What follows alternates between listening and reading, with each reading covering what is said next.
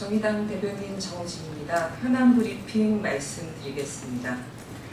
최근 서울의 집값 폭등이 수도권으로 전개되는 상황에 이르면서 서민들의 불안감이 가중되고 있습니다. 이에 대해 여당의 이해찬 대표는 토지 공개념을 확립해 극복하자는 방안을 내놓았습니다. 구체적인 내용은 제시되지 않았지만 토지 공개념 강화라는 방향만큼은 동의하지 못할 이유가 없습니다. 다만 이해찬 대표가 거론하는 그린벨트 해제와 같은 방법은 미래 세대를 위한 최후의 보루를 파기한다는 점에서 적절치 않아 보입니다. 그린벨트 대거 해제 후에는 주변 지역 땅값이 상승하면서 투기의 우려도 커진다는 것이 지난 경험으로 입증된 바 있습니다. 현재 집값이 폭등하는 양상은 문재인 정부가 내놓는 부동산 대책이 사실상 한계에 이르렀다는 점을 보여주고 있습니다. 부동산 시장의 근본적인 개혁과 체질 개선을 담보하는 정책이 일관되게 추진되지 않는다면 언발의 오줌 누기가 될 뿐입니다. 무엇보다 실제 투기 세력에게 큰 영향을 주지 못하는 보유세도 과세 표준의 실거래가 반영률을 80% 올리는 등 현실화가 시급합니다. 이를 기반으로 우리 당 심상정 의원은 종합부동산세의 세율을 최고 3%까지 참여정부 수준으로 복원하자는 법안을 발의했습니다.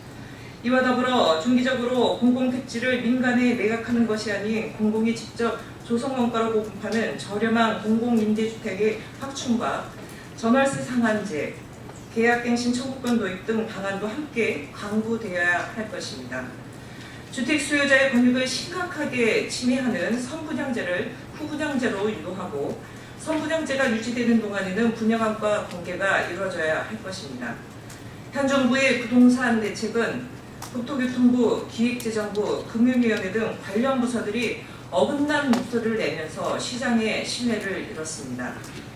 투기 세력의 흔들기에 아른 것 말고 강력한 개혁 정책을 일관되게 추진해 뚝심 있는 모습을 보여줘야 할 것입니다. 다음은 양승태 대법원 재판 개입 관련돼서 말씀드리겠습니다. 양승태 사법부 시절 법원행정처가 2015년 서울 남부지법이 헌법재판소의 위헌 여부를 심사해달라고 내린 결정을 취소하도록 압력을 행사한 정황이 확인됐습니다. 모 사립대학교 의과대 교수가 공중보건의 기관을 교직원 재직기관으로 확산하지 않도록 해석하는 법조항이 위법하다며 위헌법률 심판제청을 신청을 했고 재판부는 이를 받아들였습니다. 그러나 불과 닷새 만에 재판부는 단순 위헌 취지로 제청하기로 결정을 뒤집은 것이 바로 그것입니다. 뿐만 아니라 양승태 대법원은 이 과정을 은폐하기 위해 법원 내부 전산망에서 마지막 위헌 결정문만 열람하도록 전산정보까지 동원을 했습니다. 대체 양승태 대법원이 저지른 범죄 행각의 끝이 어딜지 이제 짐작조차 가지 않습니다.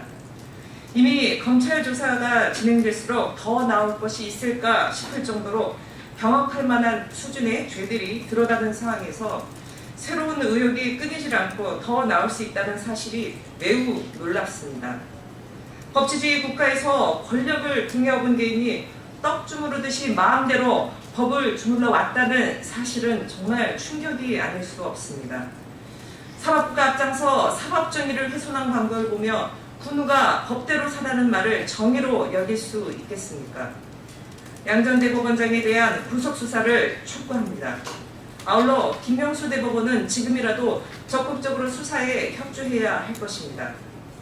무더기 영장 기각을 비롯해 위헌적인 태도야말로 양승태 대법원의 조직적 범죄 행위를 옹호하는 사법농단의 동조자로 볼 수 있기 때문입니다. 무너진 사법정의를 바로 세우는 첫 시작은 바로 양승태 전 대법원장의 구속 수사입니다. 현안 브리핑 마치겠습니다. 좋은 오후 되십시오.